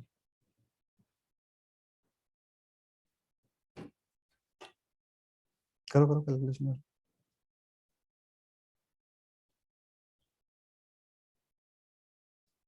6/2 को 3 लिख सकते हैं ना, तो वैसे कर लो कैलकुलेशन। ये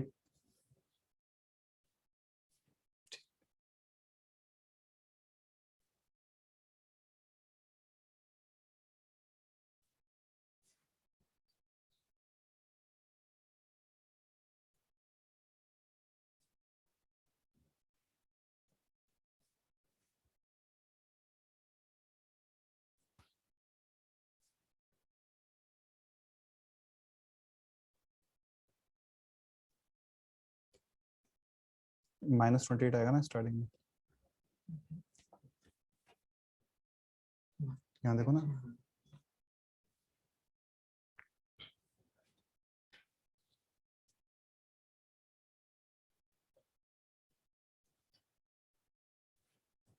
ऐसा लग रहा है ऑनलाइन में तो कैलकुलेशन करना बंद कर दिया दिखता है। अरे कैलकुलेशन की प्रैक्टिस करो।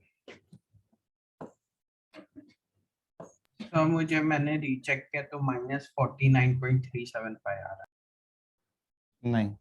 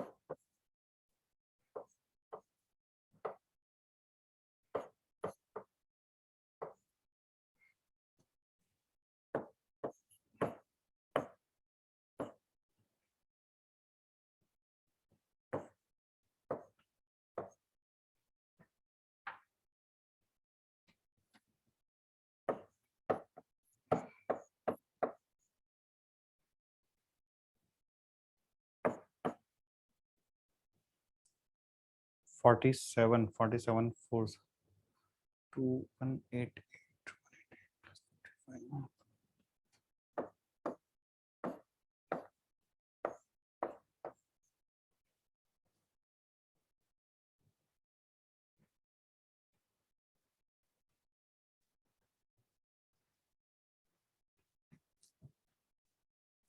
-3/2 के प्लेस पे +3/2 आएगा, बिकॉज ऑलरेडी माइनस साइन है ना, तो यहाँ भी प्लस, यहाँ भी प्लस।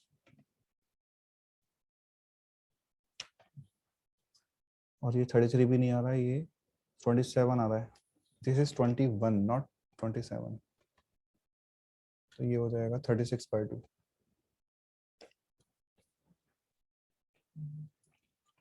और तुमने यहाँ भी, यहाँ तक तो सही लिखा था, लेकिन इसके बाद ये रॉन्ग लिखा है। 9/2 है ना, वो 10 है, तो 20 - 9 11/2 आएगा।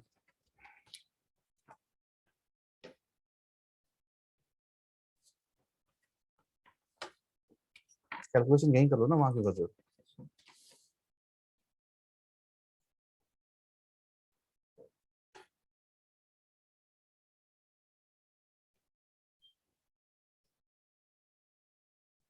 एटीन, ठीक है। तो ये वैल्यू आ रहा है -243/4, and obviously this is not equal to 0।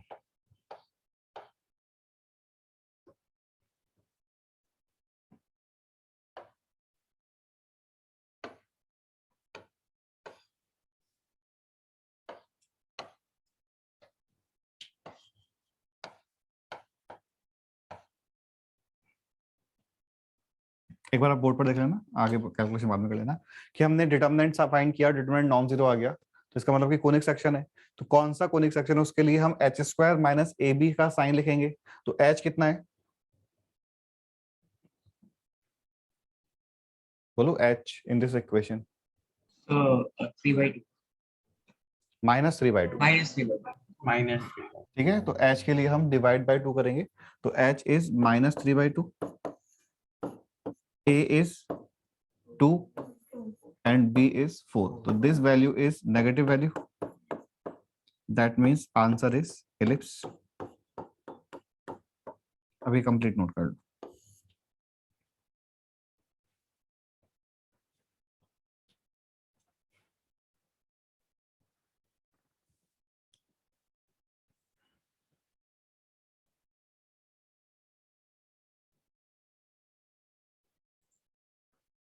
Sir इसमें हमें e का वैल्यू नहीं देखना पड़ा। नहीं, इसमें हम e का वैल्यू बता भी नहीं सकते, अपने पास इतनी इंफॉर्मेशन नहीं है। तो हमने यहाँ पे d चेक किया और उसके बाद H square minus A B का साइन चेक किया। If comes positive then hyperbola, zero then parabola and negative then ellipse.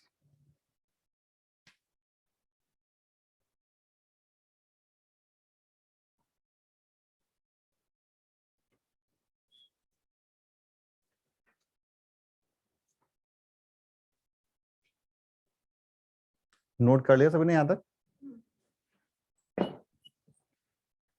Sir और सर्किल के केस में h स्क्वायर माइनस ab का वैल्यू क्या होगा? सर्कल केस में h जो है वो ऑलवेज जीरो है और हाँ। a और b इक्वल नंबर्स हैं, तो a into be definitely positive आएगा, तो H square minus A be always negative आएगा। तो फिर ये तो मतलब एलिप्स और सर्कल वाला, अच्छा हाँ बट ठीक है समझ h तो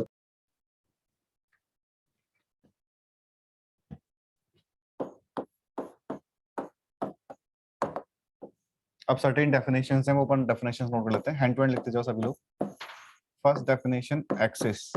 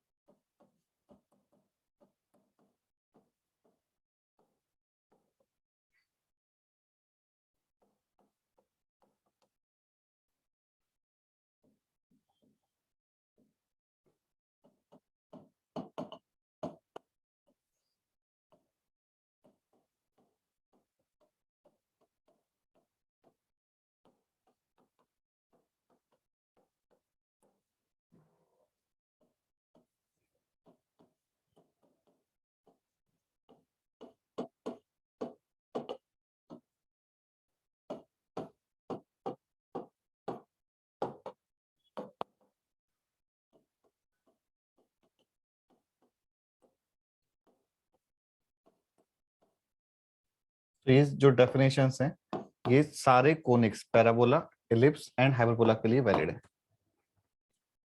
इनफैक्ट डायमीटर तो सर्कल के केस में भी सेम डेफिनेशन है, locus of mid points of parallel chords.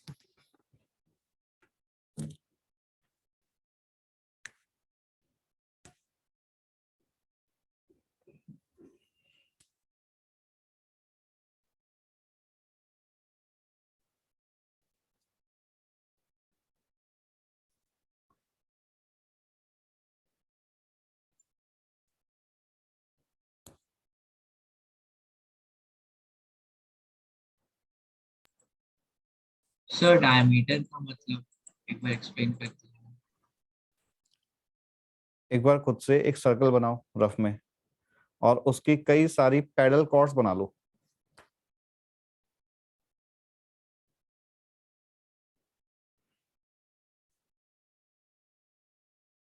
और इन कॉर्ड्स का जब मिड पॉइंट तुम ज्वाइन करोगे तो एक लाइन बन जाएगी, that line is called diameter.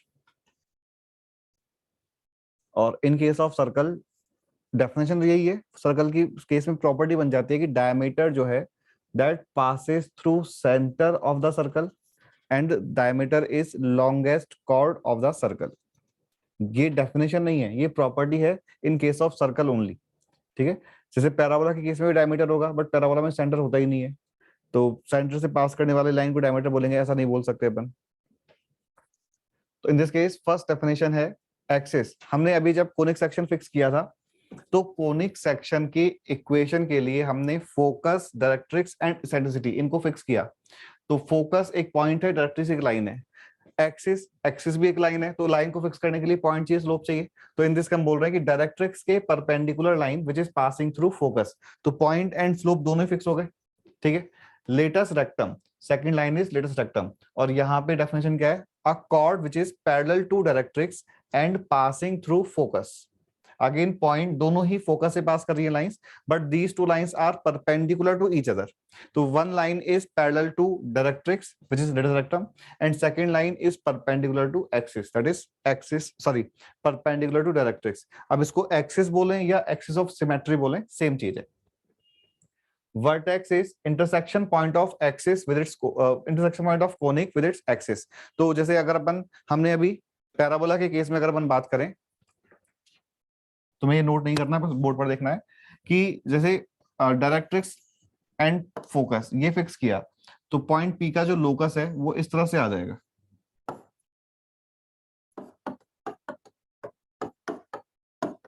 तो हमने फर्स्ट डेफिनेशन नोट किया था अभी एक्सिस, तो एक्सिस क्या, a line perpendicular to directrix and passing through focus.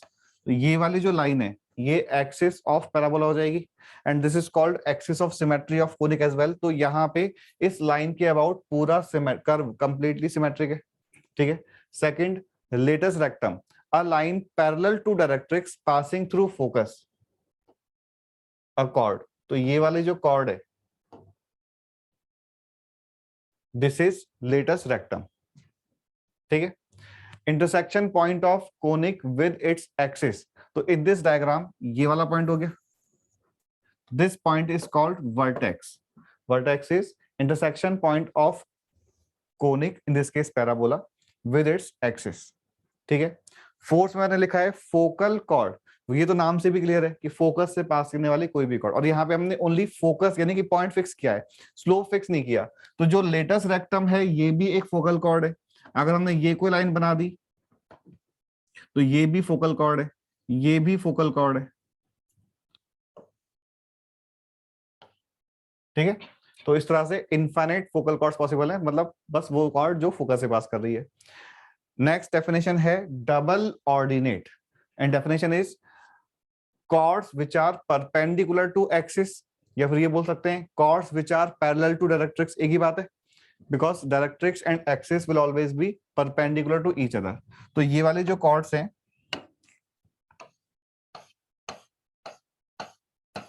All these chords are double ordinate. और जस्ट अगर अपन इस टर्म की बात भी करें ना, तो हमने ये ऑलरेडी डिस्कस कर रखा है कि जो कोई भी पॉइंट का X coordinate is called abscissa and Y coordinate is called ordinate. तो यहाँ पे लेट सपोज कि this point is say P is some 2,5, तो ये वाला जो डिस्टेंस है ये 5 हो गया, पॉइंट P का ऑर्डिनेट 5 है, तो ये कंप्लीट डिस्टेंस या length of this chord is double of 5, that is double ordinate. तो अपन ने इसलिए ये वाला टर्म यूज किया। उसके बाद और क्या लिखा अपन ने, और लास्ट लिखा है अपन ने डायमीटर। अच्छा, फोकल डिस्टेंस जो हम PS इक्वल टू EPM में PS यूज करते हैं, P तो कोनिक पे लाई करने वाला कोई सा भी पॉइंट है, उसका फोकस से distance is called focal distance, and इसको अपन फोकल रेडियस भी बोलते हैं। दोनों चीज सेम है, फोकल डिस्टेंस बोल दो या फोकल रेडियस बोल दो, ठीक है। तो फोकल डिस्टेंस और फोकल रेडियस। लास्ट है डायमीटर। तो इन केस ऑफ सर्कल, अगर हमने कई सारी पैरेलल कॉर्ड्स ले ली तो इन कॉर्ड्स के मिड पॉइंट को ज्वाइन करने से जो लाइन बन रही है that line is diameter. In case of parabola, जिसका एक्सिस तो ये लाइन है, अगर हम इसकी कॉर्ड्स ड्रॉ करें पैरेलल कॉर्ड्स और इनके मिड पॉइंट्स को ज्वाइन करें, तो ज्वाइन करने से ये लाइन आ जाएगी। तो पैराबोला का जो डायमीटर है, अभी अपन डेरिवेशन करेंगे बाद में, कि पैराबोला का जो डायमीटर है वो पैराबोला के एक्सिस जो है उसके पैरेलल आ जाता है। तो ये यहाँ पे अगर हम जैसे इलिप्स की बात करें, तो इलिप्स के केस में भी अगर हमने पैरेलल कॉर्ड्स ड्रॉ की तो इन सारे कॉर्ड्स के मिड पॉइंट का लोकस ऐसे कुछ बन जाएगा, और ये इलिप्स के सेंटर से पास करेगी। तो इलिप्स के केस में भी सेंटर होता है, बट पैराबोला में सेंटर नहीं होता, तो यहाँ पे सेंटर का यूज नहीं है। तो इस तरह से ये डायमीटर की डेफिनेशन है, locus of mid point of parallel chords. Sir हम लोग ये डायमीटर का कोई भी कोनिक के लिए डायमीटर का इक्वेशन फाइंड कर सकते हैं ना? नहीं, डायमीटर तो इनफाइनाइट होंगे ना। जैसे सर्कल है, सर्कल के केस में ये लाइन भी डायमीटर है, ये भी है, ये भी है, ये भी है, तो वो सारे points in case of circle, वो सारे पॉइंट्स जो सेंटर से पास कर रहे हैं वो डायमीटर है। तो अगर तुम्हें एक यूनिक डायमीटर फिक्स करना है तो क्वेश्चन को एक और पॉइंट बताना पड़ेगा जो सेंटर नहीं है। तो अगर ये वाले पॉइंट से पास करने वाला डायमीटर चाहिए तो हम इस PC लाइन का इक्वेशन फाइंड कर लेंगे। तो वैसे यहाँ पे भी है। नहीं सर, पैराबोला में तो सिर्फ एक ही डायमीटर होगा ना? नहीं, इनफाइनाइट डायमीटर। जैसे जैसे हम इस लाइन, ये वाले जो येलो कलर में लाइंस बनी हुई हैं, इनका स्लोप चेंज करेंगे तो डायमीटर्स भी चेंज हो। मतलब समझने के लिए बता रहा हूँ कि अगर हमने कॉर्ड्स को यहां ड्रॉ किया तो इन कॉर्ड का मिड पॉइंट इस तरह से कुछ आ जाएगा, तो डायमीटर एक अलग लाइन बन जाएगी, लेकिन ऑलवेज पैरेलल टू एक्सिस ही बनेगी इन केस ऑफ पैराबोला। इलिप्स में भी ये लाइन भी डायमीटर है, ये लाइन भी डायमीटर है, ये लाइन भी डायमीटर है, तो ऐसे इनफाइनाइट डायमीटर्स हैं। नहीं सर, जो आपने व्हाइट कलर से जो अभी पैराबोला में ये बनाया, वो पैरेलल कहाँ है एक्सिस के?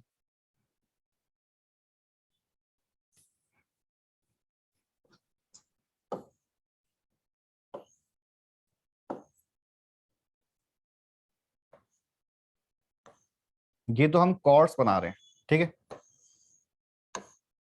और इनके जब मिड पॉइंट को ज्वाइन करोगे तो इस तरह से लोकस आएगा।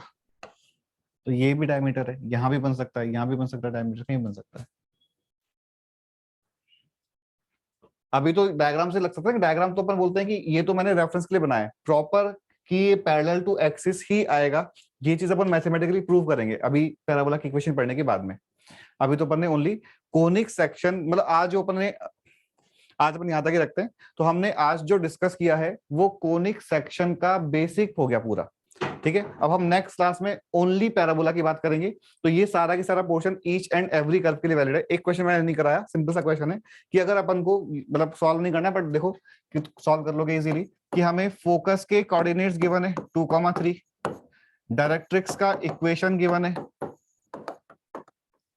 x plus y is equal to 5, x plus 2y is equal to 5, और इसेंट्रिसिटी का वैल्यू गिवन है, और हमें इस इंफॉर्मेशन से इलिप्स की इक्वेशन चाहिए। फाइंड कर सकते हो? फोकस पता है, डायरेक्ट्रिक्स पता है, और इसेंट्रिसिटी पता है। तो इलिप्स का इक्वेशन क्या हो जाएगा? x minus 2 whole square plus y minus 3 whole square is equal to 1/4 times x plus 2y minus 5 whole square upon 5। समझ आ रहा है?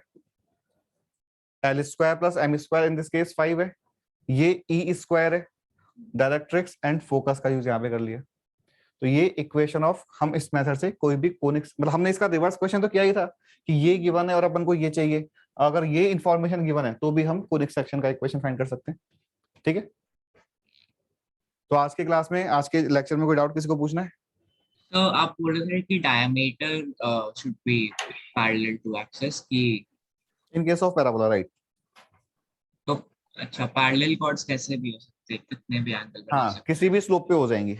हम अभी ये फॉर्मूला क्या बन जाता है कि actually if slope of this chord is m, then equation of diameter 2a upon m आती है for parabola y square equal to 4ax। तो y is equal to some constant आ रहा है, तो कांस्टेंट का मतलब सारी की सारी हॉरिजॉन्टल लाइंस आएंगी, चाहे m का वैल्यू हम कुछ भी चेंज कर दें, m का वैल्यू चेंज होगा तो इन कॉर्ड का स्लोप चेंज होगा। तो m का वैल्यू चेंज करने से y का वैल्यू ऑलवेज कांस्टेंट ही आएगा, तो line always parallel to x axis आएगा। इन दिस केस पैराबोला का जो एक्सिस है वो x एक्सिस है। और सर डायमीटर का वैल्यू इनफिनाइट लेंगे क्या? In this case diameter chord नहीं है, सर्कल तो एक बाउंडेड कर्व है, तो इन दैट केस डायमीटर एक कॉर्ड है। इन दिस केस डायमीटर तो एक रे मान लो, लाइन भी नहीं बोल सकते बिकॉज़ उधर नहीं है। उसका वैल्यू हम लोग इनफिनिट ले सकते हैं क्या फिर? लेंथ अगर पूछा जाएगा तो हाँ, ओके ठीक है। सर।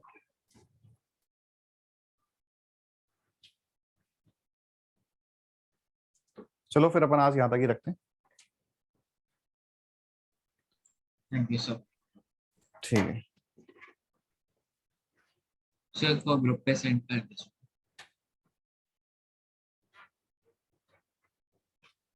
ठीक है।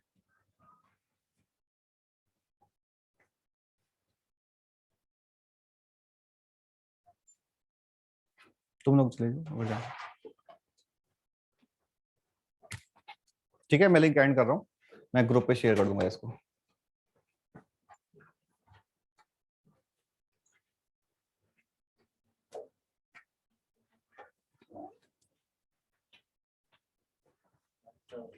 बाय।